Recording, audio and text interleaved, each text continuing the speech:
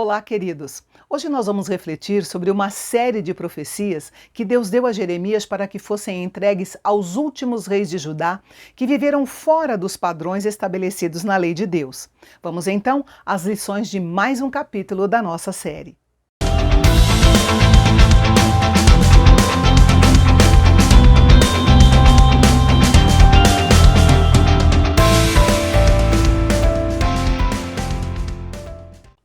Jeremias frequentemente agrupava suas profecias não por ordem cronológica, mas por similaridade de assuntos.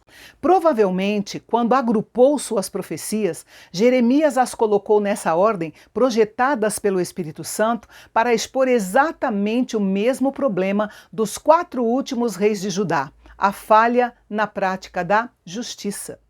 O piedoso rei Josias tinha governado por 31 anos e procurou levar o povo de volta para Deus. Porém, os 4 últimos reis de Judá foram homens perversos e, por incrível que pareça, 3 deles eram filhos do rei Josias e um era seu neto. Cumprindo a ordem do Senhor, Jeremias foi pessoalmente ao palácio do rei Zedequias, porque naquele momento era ele que ocupava o trono de Davi. A mensagem era tanto para ele quanto para todos os seus súditos. O Senhor havia permitido que ele chegasse ao trono para desempenhar suas responsabilidades como rei de uma forma piedosa e justa. E esta palavra nos faz entender que havia uma grande corrupção e injustiça nos níveis mais altos do reino. Provavelmente, Jeremias estava repetindo para Zedequias o que ele já havia anunciado aos 3 reis anteriores, ou seja, seus 2 irmãos e seu sobrinho, e eles também não tinham dado ouvidos à palavra do Senhor. A injustiça e a consequente punição dos 3 reis anteriores deveriam ter servido de alerta ao rei Zedequias, mas não foi o que aconteceu. Deus lhes deu oportunidade de arrependimento, mas o coração desses reis estava tão endurecido que não lhe deram ouvidos. As ruínas de Jerusalém seriam um monumento à sua perversidade. Jeremias imaginou o povo das nações vendo a destruição de Jerusalém e se perguntando por que o Senhor havia feito aquilo. Alguém então responderia de uma forma muito simples: foi porque abandonaram a aliança do Senhor seu Deus e adoraram outros deuses e os serviram. Para entender os próximos versículos, precisamos voltar um pouco na história. A morte do piedoso rei Josias, 10 anos antes, havia causado grande tristeza ao povo de Judá. Até Jeremias havia escrito uma lamentação em honra ao monarca falecido. Após a sua morte, Jeoacás, seu filho, também chamado Salum, assumiu o trono. Ele foi desobediente ao Senhor e reinou apenas 3 meses. Faraó Neco mandou prendê-lo e o levou para o exílio no Egito. O profeta Jeremias anunciou que ele nunca mais voltaria para Judá, mas morreria no Egito. Portanto, não adiantava a nação olhar para o passado. Josias estava morto e Jeoacás, ou Salum, estava no exílio. O povo deveria tratar dos assuntos daquele momento e buscar o socorro do Senhor.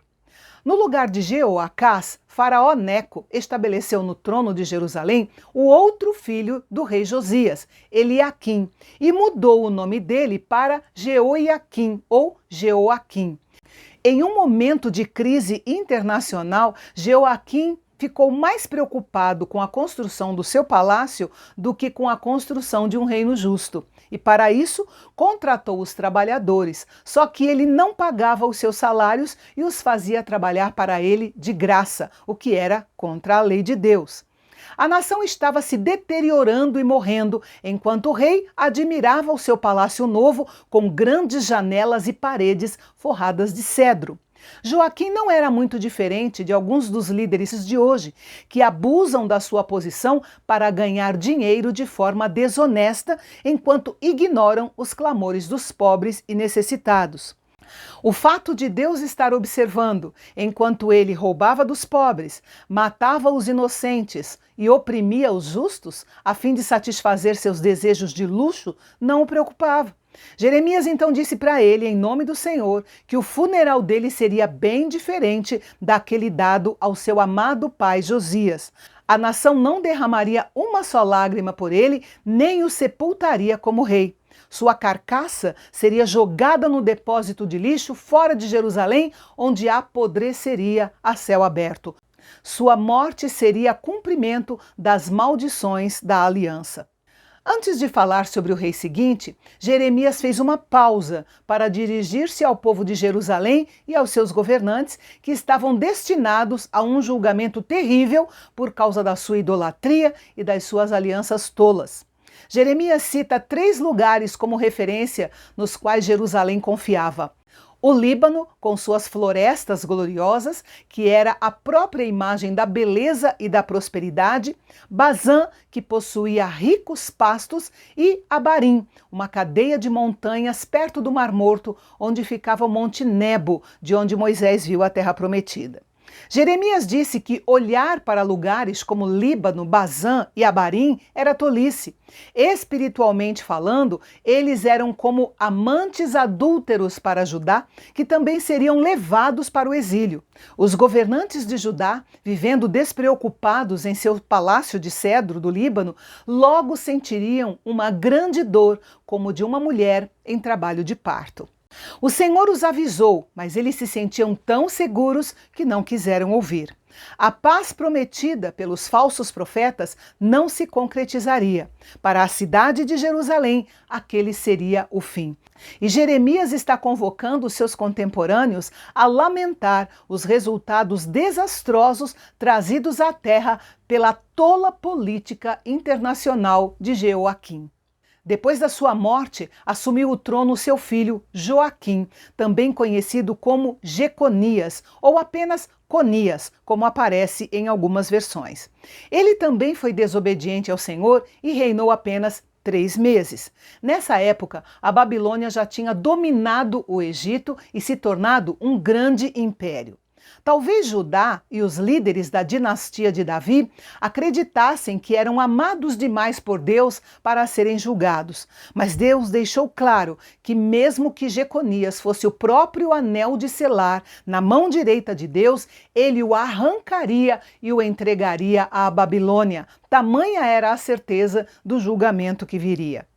O anel de selar era de grande valor, pois servia para comprovar autoridade, identificar posses e tinha o valor de assinatura nos documentos oficiais. Porém, diante do Senhor, Jeconias era imprestável e servia apenas para ser descartado para a Babilônia.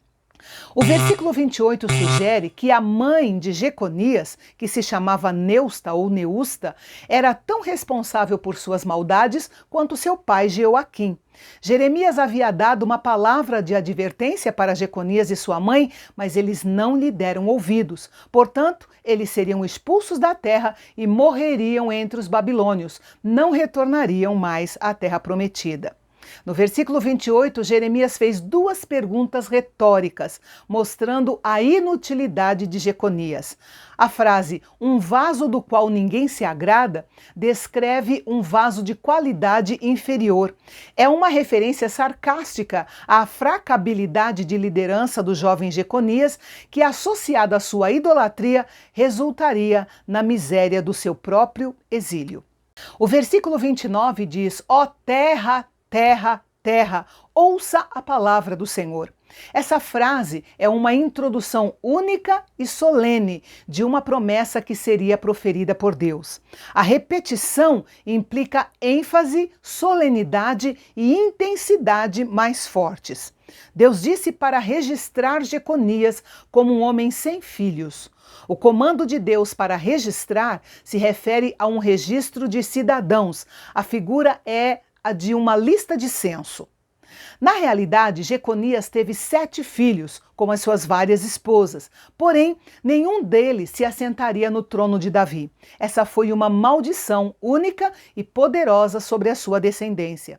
Mas Deus tinha prometido também que levantaria da descendência de Davi um rei que reinaria, agiria com sabedoria e executaria o juízo e a justiça na terra.